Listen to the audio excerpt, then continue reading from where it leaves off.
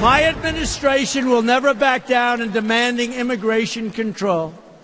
The American people voted for immigration control. That's one of the reasons I'm here. And that is what the American people deserve, and they're going to get it. That was August 22nd. President Trump may be returning to his tough stance now on immigration, the stance that he held throughout the course of the campaign. Reports this evening say that the president is now considered likely to end the controversial Obama-era DACA program, which protects young people who came to this country with their parents illegally. Now, and the program keeps them from being deported. Chief National Correspondent Ed Henry has the details on this brand new information on DACA tonight from the White House. Hi, Ed. Well, good to see you, Martha. Steve Bannon may be gone. Remember, it was just 1 week ago today that he was pushed out of the White House, but some of his key policies may remain. In fact, one of the president's top advisors sent me a note earlier saying the nationalism and America First streak from Bannon may remain because there are multiple reports tonight suggesting the president is leaning towards ending DACA, which could impact 1 million immigrants. It was a move, of course, by then-President Obama during his 2012 re-election campaign that essentially shields the children of illegal immigrants from being deported. So ending it could kick off a major controversy that draws the former president into his first direct battle with the current president, mano a mano. Remember, Obama warned earlier this year if DACA gets killed, he might break the tradition of former presidents holding their tongue, declaring, quote, the notion that we would just arbitrarily or because of politics punish those kids when they didn't do something themselves would merit my speaking out. President Trump's own Department of Homeland Security, by the way, once run by White House Chief of Staff John Kelly, has raised questions about the feasibility of ending it. Though on the other side, you see Attorney General Jeff Sessions. He wants to take a tough law and order approach and is backed by 10 Republican attorneys general who say if the White House does not end it by early next month, they'll go to federal court to kill it. That is a split within the administration, and it may be a reason why Sarah Huckabee Sanders today was cautious. The administration has indicated several times before that the DACA program is under review. It continues to be under review, and we have an announcement on it. We'll let you guys know. Now, what may be significant is what you showed a moment ago, that the president took such a hard line this week at his Phoenix rally, warning he's willing to shut down the government unless he gets funding for building a wall on the southern border. Some of the president's advisors are telling me privately that may give him the political space to tell his base, look, I took a hard line there. Maybe I can find a more middle ground here on DACA, perhaps phasing out the program over a few years instead of ending it immediately. Martha? Very interesting. Ed, thank you so much. So here now with more, Lawrence Jones is a host on the Blaze TV and a conservative commentator. Pablo Manriquez is co-founder of K Street Media and a Democratic strategist. Welcome, gentlemen, to both of you.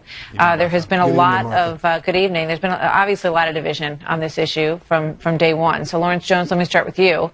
If the president does go down this road and prevent those children from being allowed to stay here, it could lead to some pretty tense and uncomfortable moments.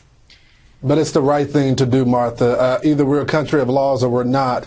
And there are citizens in the United States that have to suffer consequences for what their parents do all the time. This is nothing different. And so although I feel for those children, we have to abide by the law. Pablo?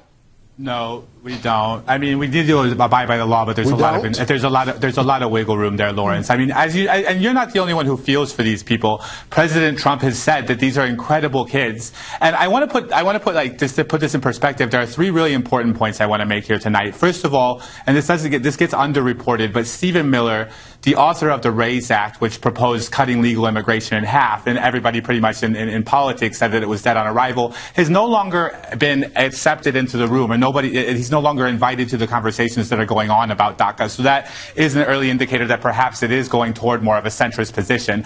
Second of all, the danger that DACA is in coming from the Texas lawsuit through Attorney General Ken Paxton, interestingly enough, has been reported as just a distraction from Ken Paxton's felony lawsuit that's going on for securities fraud from when he was a state representative. So that's just to be clear that what we're focused on here, we're talking about DACA. We're not talking about about cutting the number of legal immigrants who come into this country, which was legislation that was by Tom Cotton. It's a separate issue. We're talking about illegal immigrants who are illegally in the country and have broken the law law, as Lawrence Jones says, and how, whether or not, it's my understanding, and Lawrence, speak to this if you can, that the ruling under the Obama administration will run out. So this White House would have to reauthorize DACA, and they don't know. Their lawyers are concerned that they don't really have the authority to reauthorize it because they don't believe that it had correct legal underpinning to begin with. Is that correct? Exactly. This is what happened when you use the pen from the president's desk and not go through Congress. And I want to note that this is nothing new in American history. Even the African slaves that came here unwillingly, it still took a constitutional amendment for them to be legal citizens. So I'm not going to pretend like this is something new in America. Even people that didn't want to come here had to still go through the legal process. So I want to understand, Pablo, what is different from their situation than people that came here unwillingly and still had to go through a legal process? Good question, Pablo. That is a really good question. And the thing that's different here right now is that we have to ask ourselves the question, should we punish children for crimes that are, civil infractions that were committed when they were 6, 5, 4 years old? They were brought over here by their parents. That's what we're talking about when we're talking about DACA. Again, we did the same thing when African slaves came here unwillingly and were punished and brutally beaten and raped. And they still have to get a constitutional amendment. But Lawrence, this shouldn't be a competition between who's... This shouldn't be a competition between who's the biggest victim, right? This should be a conversation where the president can really show some amazing leadership here and try something unpredictable. And I'm going to put it out there. By far, all right, we got to go, guys. Maybe it's time for an amnesty. I was at the White House the other day for an amazing tour. The president's team had us by. And I noticed one thing that was really interesting. The carpet that they have in the Oval Office right now is the same carpet that Ronald Reagan had in the Oval Office when he negotiated the last big amnesty that made people legal and finally got them right with the law. Now, it was incomplete. We got to go, guys. Pablo, thank you very much. Lawrence Jones, good to hear from both of you tonight.